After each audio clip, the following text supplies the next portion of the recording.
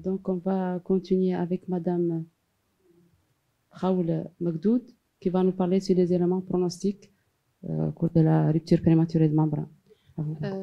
Bonjour, chers maîtres, chers confrères. Je suis honorée d'être parmi vous aujourd'hui. Et bien sûr, je remercie le comité d'organisation pour cette invitation afin donc de traiter et d'aborder les éléments de pronostic en cas de rupture prématurée des membranes. D'emblée, je pense qu'il faut distinguer deux entités dont le pronostic maternel et fœtal est complètement différent. La première entité, c'est la rupture prématurée des membranes à terme.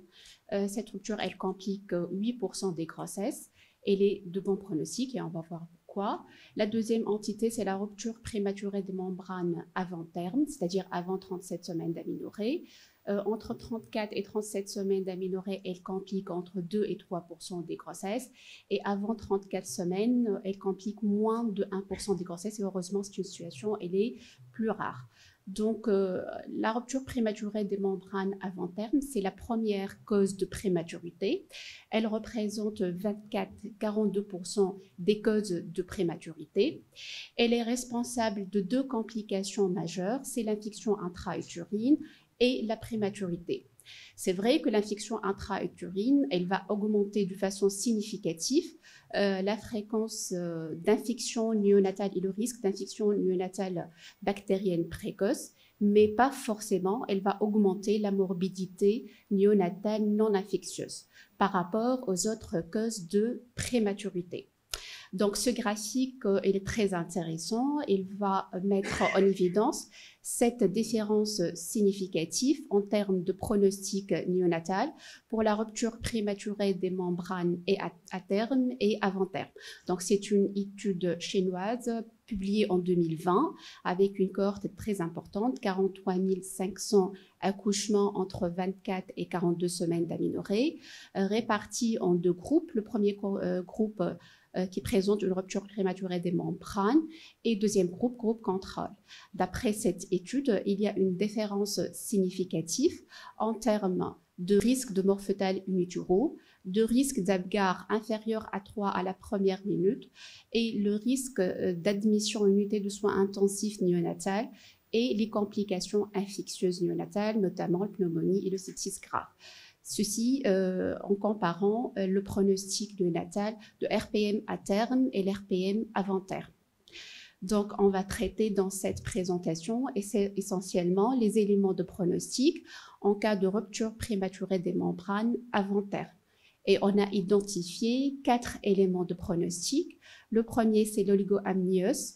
Le deuxième, c'est la durée de latence entre la rupture et l'accouchement. Le troisième élément, c'est l'âge gestationnel. L'âge gestationnel au moment de la rupture, mais essentiellement l'âge gestationnel au moment de la naissance. Quatrième élément de pronostic, c'est l'infection intra-utérine. En fait, cette infection intra-utérine, sa prévalence, elle est estimée de 15 à 25% en cas de rupture prématurée avant terme.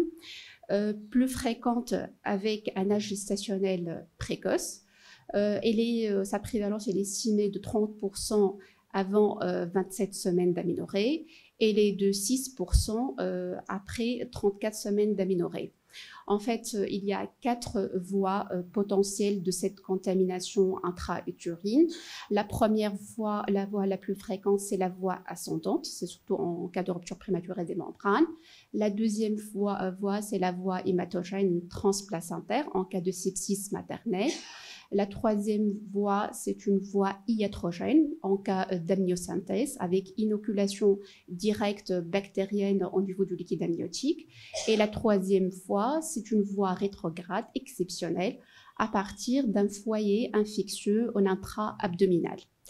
Donc, de façon classique, on parle de chorioamniotite. Donc, c'est une inflammation au niveau de l'amnios et le chorion, mais en fait, l'infection intra-utérine, elle est plus large.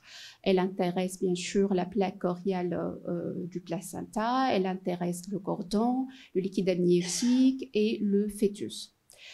Donc, cette infection, c'est une conséquence bien sûr de la rupture prématurée des membranes parce qu'elle va augmenter le risque de contamination par la voie ascendante, mais aussi c'est une cause. Cause parce qu'elle présente un rôle synergétique, ce qu'on appelle la collagénolyse, par, premièrement, la libération des protéases par des bactéries, surtout le staphylocoque, le streptobé et l'enterobactère. Et le deuxième mécanisme, c'est la réaction inflammatoire et la libération des cytokines par les polynucléaires neutrophiles et par les monocytes. Donc, après cette contamination, il y a une cascade de réactions maternelles et fœtales.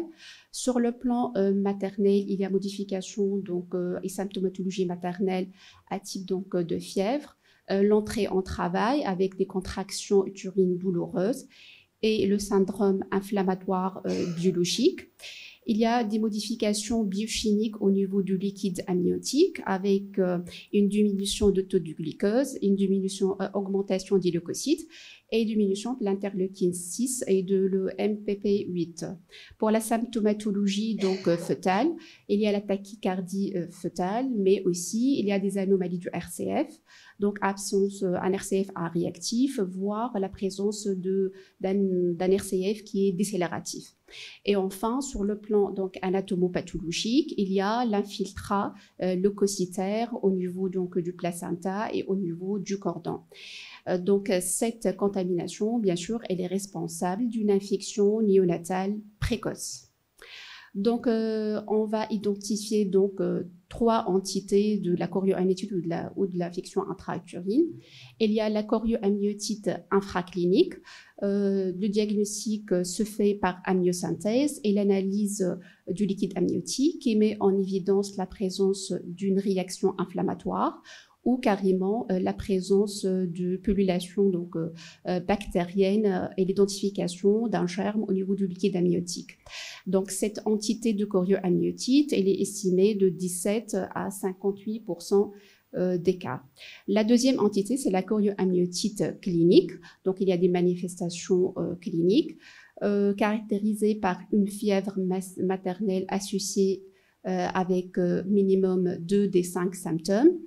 Le premier symptôme, c'est la l'utérus contractile, la tachycardie maternelle, la tachycardie fœtale, les pertes vaginales nauséabondes et l'hyperleucocytose maternelle.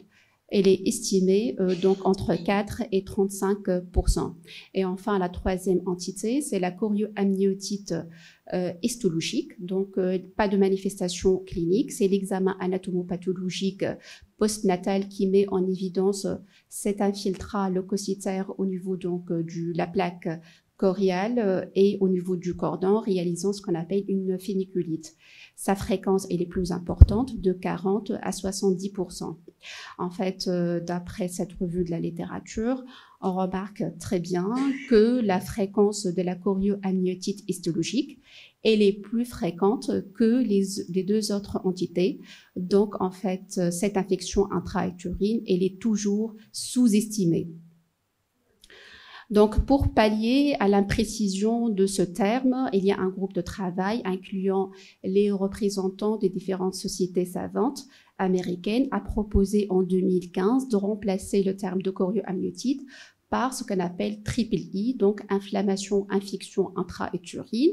Et on va identifier 3 entités. La première, fièvre maternelle isolée. Deuxième entité, c'est une infection intra-utérine suspectée parce qu'il y a une fièvre maternelle associée uniquement à 3 éléments. Le premier élément, c'est la tachycardie fœtale, ou bien un RCF A réactif, ou un RCF décélératif. Deuxième élément, c'est hyperleucocytose maternelle avec des globules blancs supérieurs à 15 000 en dehors d'une corticothérapie anténatale. Et le troisième critère, c'est présence du liquide amniotique phytide. Donc, l'entrée en travail, ce n'est pas un critère de diagnostic. Et la tachycardie maternelle, ça ne fait pas partie des éléments de diagnostic de la chorioamniotite, de l'infection intra-utérine. Et la troisième entité, c'est triple I confirmée, c'est-à-dire l'infection intra-utérine confirmée par 3 éléments, soit l'analyse biochimique du liquide amniotique qui met en évidence la diminution du glucose, ou bien l'analyse bactériologique qui met en évidence la présence de germes. Et le troisième critère, c'est l'analyse anatomopathologique du placenta qui met en évidence l'infiltrat leucocytaire. De même pour le collège américain de gynécologie obstétrique qui a proposé en 2017 les critères de diagnostic de l'infection intra-utérine. Il n'y a pas vraiment une différence pour les recommandations, les dernières recommandations. Juste pour l'infection intra-utérine confirmée, histologique, ils ont retiré l'analyse biochimique de liquide amniotique. Elle est positive si présence culture positive ou bien un infiltrat leucocytaire à l'examen anatomopathologique. Donc, cette infection intra-utérine, il y a plusieurs facteurs qui sont associés à l'augmentation de ce risque. C'est essentiellement l'âge gestationnel précoce et la présence d'anolégo-amniose. Par contre, l'association entre une durée de latence et l'infection intra-utérine reste quand même controversée. En fait, une durée de latence courte pourrait refléter l'existence d'une infection intra-utérine préalable à la rupture et une durée de latence prolongée pourrait favoriser aussi cette infection intra-utérine par voie ascendante. Donc, pour le pronostic maternel et fœtal, le pronostic maternel, il y a une augmentation de risque de sepsis maternelle, augmentation de taux de césarienne significatif, l'augmentation de risque d'endométrite de postpartum et bien sûr, par conséquent, il y a une augmentation de risque thromboembolique et essentiellement la thrombose, bien sûr, pelvienne de la veine ovarienne. Pour le pronostic fœtal, il y a une association étroite avec l'infection intra-utérine et le risque de mort fœtale in utero, le risque d'entérocolite ulcéro-nécrosante et le risque d'infection néonatale bactérienne précoce. Par contre, il n'y a aucune association avec l'augmentation de la mortalité néonatale, le risque de bronchodysplasie, la bronchodysplasie pulmonaire et l'atteinte neurosensorielle. En termes de pronostic neurologique, les données de la littérature sont controversées en fait. Cette première méta-analyse publiée en 2000, c'est une méta-analyse qui a regroupé 8 études, 6 études dont le diagnostic de la chorioamniotite était clinique et 2 études dont le diagnostic était histologique. D'après donc cette étude, la chorioamniotite clinique et la chorioamniotite histologique, elles ont une différence significative. Elle va augmenter de façon significative le risque donc de paralysie cérébrale et le risque de leucomalacie périventriculaire. Par contre, il y a d'autres méta-analyses, d'autres revues qui sont plus récentes et n'ont pas montré un pronostic neurologique réservé. C'est-à-dire, il n'y a pas de risque, un surrisque d'hémorragie intraventriculaire, de rétinopathie de prématurée ou des troubles cognitifs à long terme en cas d'infection intra-utérine. Donc, voici les recommandations du CNGUF 2018 pour l'association entre pronostic néonatal et infection intra-utérine. Il y a une augmentation de risque de mort fœtale in utero, d'entérocolite ulcéro-nécrosante et de l'infection néonatale bactérienne précoce. Par contre, aucune association avec la mortalité néonatale, le déficience sensorielle ou la dysplasie bronchopulmonaire. Par contre, pour le retentissement neurologique, ça reste quand même un sujet à débat. Deuxième élément de pronostic, c'est l'âge gestationnel. L'âge gestationnel au moment de la rupture. En fait, l'âge gestationnel avant 34 semaines d'aménorrhée, il y a un plus de risque de chorioamniotite. Ce risque, il est estimé de 15 à 35%, plus de risque d'hématome rétroplacentaire, estimé de 2 à 5%, et bien sûr, risque de complications de la prématurité.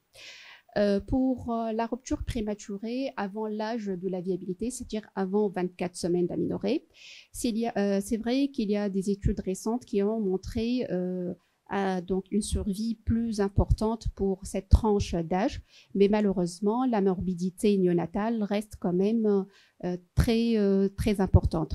Dans cette cohorte, dans cette étude publiée en 2022, qui s'intéressait au pronostic néonatal en cas de rupture prématurée entre 20 et 24 semaines d'aménorrhée, c'est vrai que la survie était de 90%, mais par contre, la morbidité sévère était estimée à 76%.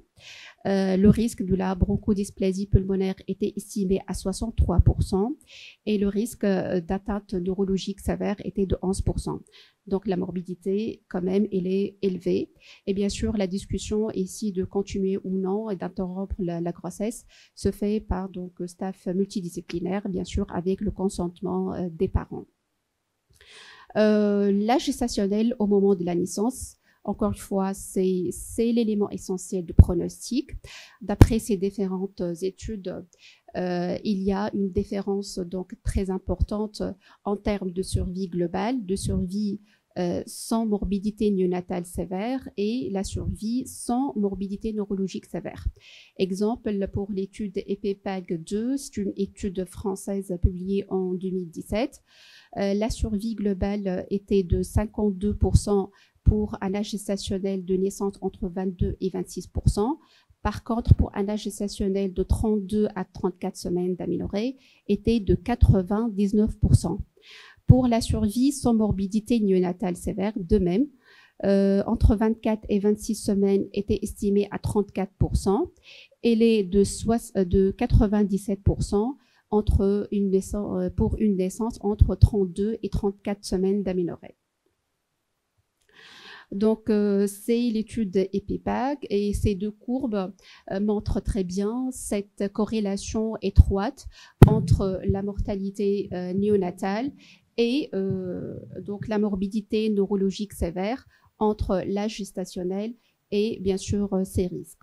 Plus l'âge gestationnel est donc avancé, moins de risques bien sûr de mortalité et d'atteinte neurologique sévère. Troisième élément de pronostic, c'est la durée de latence, c'est-à-dire la durée entre la rupture prématurée des membranes et l'accouchement. Donc, cette durée, elle est intéressante parce qu'elle va diminuer, bien sûr, les complications de la prématurité, mais malheureusement, elle va augmenter aussi le risque de complications obstétricales, c'est-à-dire l'hématome rétroplacentaire et la procidence du cordon, et les complications infectieuses. Donc, d'après cette synthèse des études rapportant la durée de latence, comme elle a déjà très bien précisé professeur Monia Meilek et professeur Haji, que cette durée, la moyenne, c'était de 7 jours. Donc, les facteurs qui vont influencer cette durée de latence, la prolongation est en fonction de l'âge gestationnel. Plus l'âge gestationnel est faible, plus il y a une durée de latence plus prolongée. Par contre, cette durée de latence, elle est raccourcie en cas de grossesse gémellaire, en cas de modification cervicale au moment de l'admission, en cas d'augmentation de la fréquence des touchées vaginales, l'infection intra-utérine, l'oligoamniose et bien sûr en cas de complications obstétricales, l'hématome rétroplacentaire et la procidence du cordon. Donc, on va vous demander de conclure. Ou d'accélérer. Vous avez 10 minutes. C'est pas moi qui ai décidé. Non, c'est pas 10 minutes. Je pense que c'est une faute de frappe. J'ai eu l'invitation avec 30 minutes. Mais après, je pense qu'il y a une faute de frappe. Bon, c'est pas grave. On essaie d'accélérer. Ouais, ok, sans problème. Donc, c'est une étude EPPAG française. Comprenait 702 singletons nés entre 24 et 32 semaines d'aménorrhée. 3 critères de jugement, c'était la survie sans morbidité sévère et l'infection néonatale bactérienne précoce. Donc, ils n'ont pas montré d'association entre une durée de latence prolongée et l'infection néonatale bactérienne précoce. Par contre, pour l'analyse univariée, elle a montré une augmentation significative de la survie et de la survie sans morbidité sévère avec la prolongation de la durée. Juste en ajustant ces résultats avec l'âge gestationnel de la naissance, il n'y a pas une différence significative. Donc, le pronostic néonatal est durée de latence. Cette durée, elle est bénéfique parce qu'elle va augmenter l'âge gestationnel à la naissance. Elle va permettre la corticothérapie anténatale et faire ce qu'on appelle le transfert in utero vers une maternité adaptée. Mais elle présente des risques. Les risques, donc, c'est l'exposition prolongée aux complications infectieuses et obstétricales et ce risque de mortalité. Le quatrième élément, c'est l'oligoamniose. Donc, en fait, la production du liquide amniotique persiste pendant la phase de latence. Cette oligoamniose, elle est estimée de 29 à 79% en cas de rupture prématurée avant terme. Elle est associée malheureusement à une augmentation du risque d'infection intra-utérine.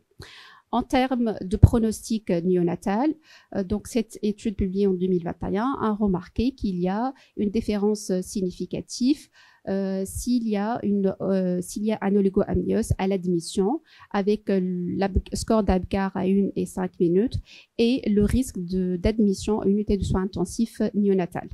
Par contre, il y a d'autres études qui n'ont pas montré cette association entre un oligoamniose et l'augmentation de la morbidité néonatale. Et en conclusion, donc la rupture prématurée avant terme est une cause majeure de la prématurité. Elle contribue bien sûr de façon importante à la mortalité et la morbidité de l'enfant prématuré à court et à long terme.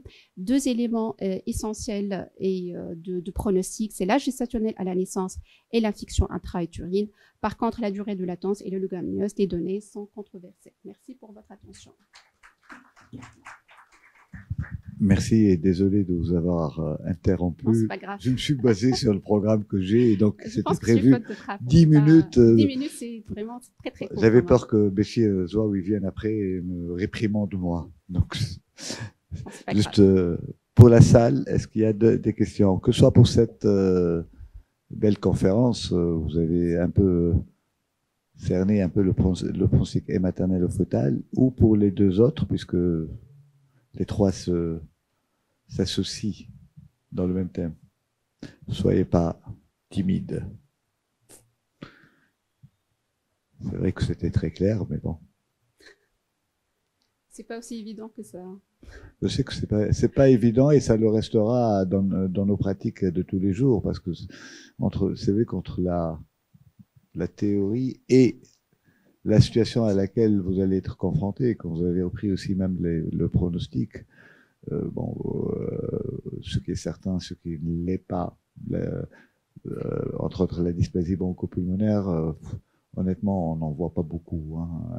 Et vous savez que c'est une pathologie néonatale qui a beaucoup de causes, donc multifactorielles, mais avec peut-être l'évolution des prises en charge actuelles, donc que ce soit en France, que ce soit dans d'autres pays, que ce soit en Tunisie, honnêtement, on ne voit pas beaucoup de dysplasie bronchopulmonaire, et donc si on n'en voit pas d'une façon générale, même en rapport avec la prématurité, il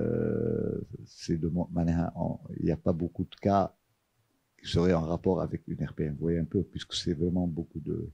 Mais c'est vrai que votre attitude et la nôtre ne sera pas la même vis-à-vis du bébé, qu'il soit prématuré ou pas. Par contre, pour les lésions neurologiques, il faut toujours rester, et vous l'avez si bien dit, controverse. Et c'est toujours du domaine de la controverse. Toujours rien? S'il n'y a rien, on va vous remercier.